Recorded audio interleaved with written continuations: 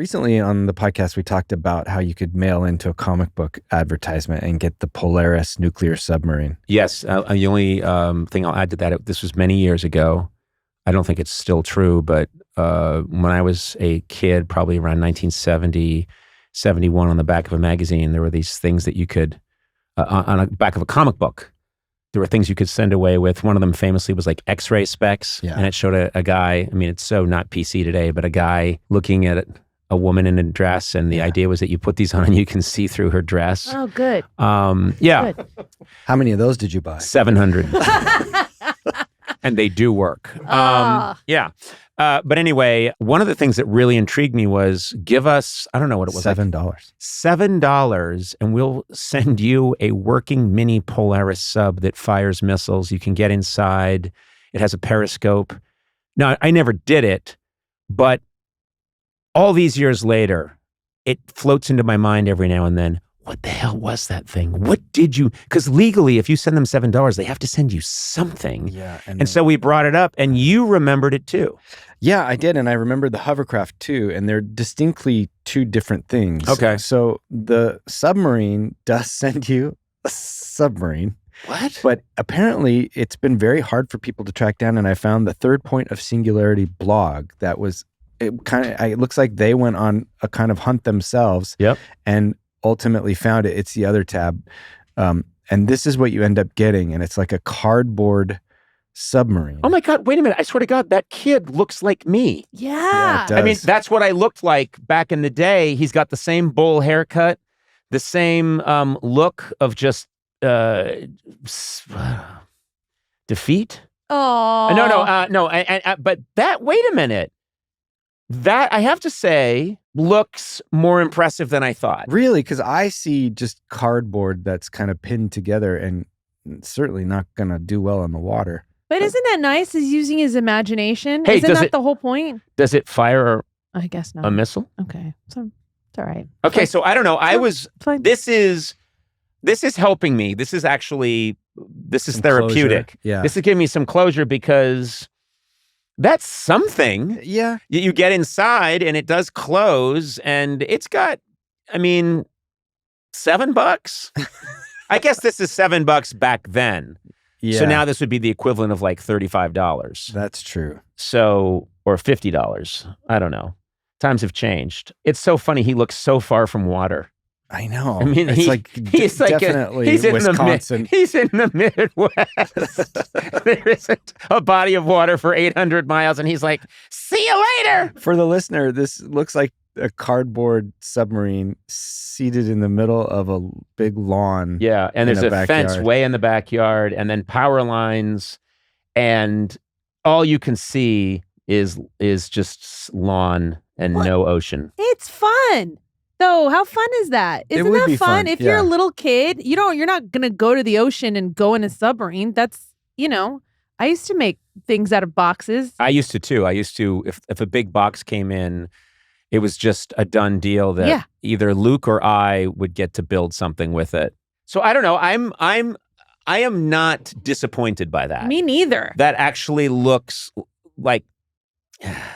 better than I thought it was going to look. Yeah, me too. I'm so impressed. This I salute this company, and I think this should have been used by the military. The thing that I more remember was this hovercraft. And when I said last time that I thought it was a kit, that's what the hovercraft is. You were supposed to take your motor out of your vacuum and build this hovercraft. So let's go to the other tab here. This must have thrilled your parents. I know. When they went to use the vacuum. Does this look familiar to you? Yes. Lifts 200 pounds. Yes. Nothing about this looks familiar. And then scroll down and you can see on this blog. Wait, go back up to see what this blog is named. This one's called Dwyer and Michaels. Okay. All right. This guy actually built the vacuum. Okay. You can, and here's the order. Astronauts iron on with order. Okay. You can float on air free, lifts 200 pounds. So basically, a hovercraft you could build. I remember this. Yeah. Now scroll down and you can see that the guy built it. Okay. There's a bunch of other ads. Oh boy. That's it. He's building it. Yeah. Okay. Well, there you go. And then, play that video. This is riveting. No, it's okay. You'll pull this up. And by the way, I've got nothing better to do. Look at that.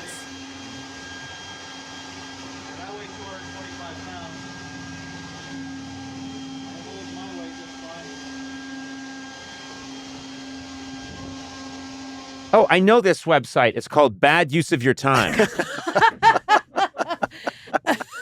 Well, I'm supposed to do dialysis today, but I figured I'll build this hovercraft from the 60s.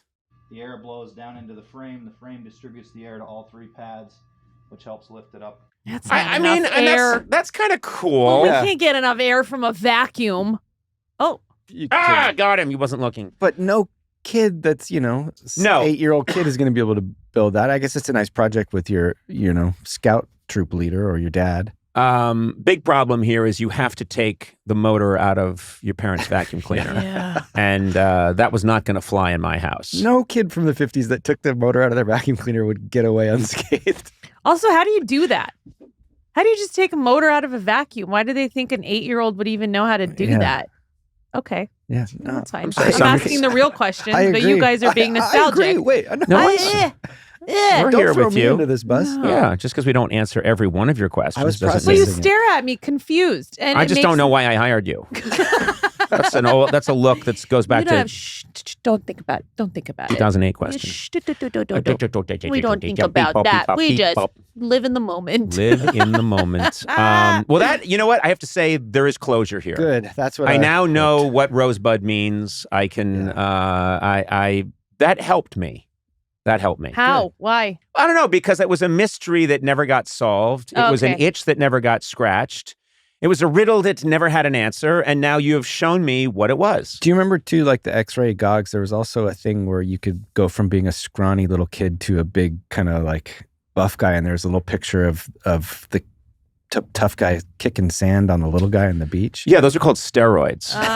That's called out of a comic That's book? called juicing. I don't know what they were promising. They were just probably sending you a booklet that says, take 2 soup cans from mom's kitchen and start using them to make a bicep. But now we know what that is, which is medical grade chemicals that will transform your body. And I ought to know because I'm on them. How long you been on them? Sadly, I've been on them for my entire life. Oh, no. What would you have looked like? I'd have had no skeletal structure. Well, that was fun. Thank you for doing that. You're welcome. That helped me, and I hope it helped everyone else who listens from my generation who remembers that. Sona, you seem confused. I am completely confused. But I also, I think that every generation has like toys and stuff that like kind of dupe them. You. Yeah, exactly. What was yours? McDonald's Monopoly.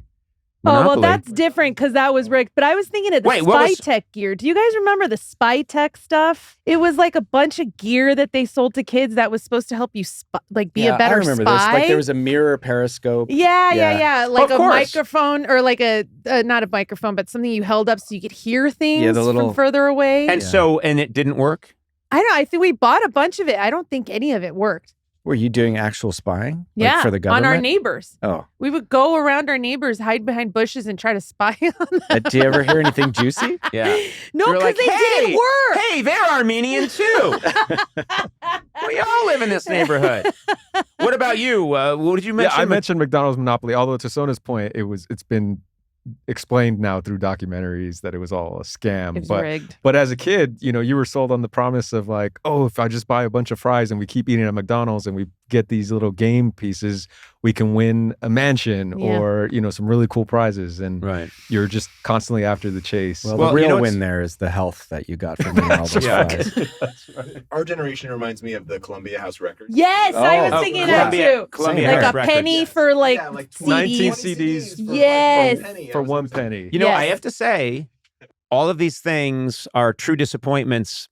The sub is looking pretty good. Yeah, now that you mentioned it. I mean, and I'm just saying I'm happy because the one I dreamed about the most actually appears to be somewhat valid.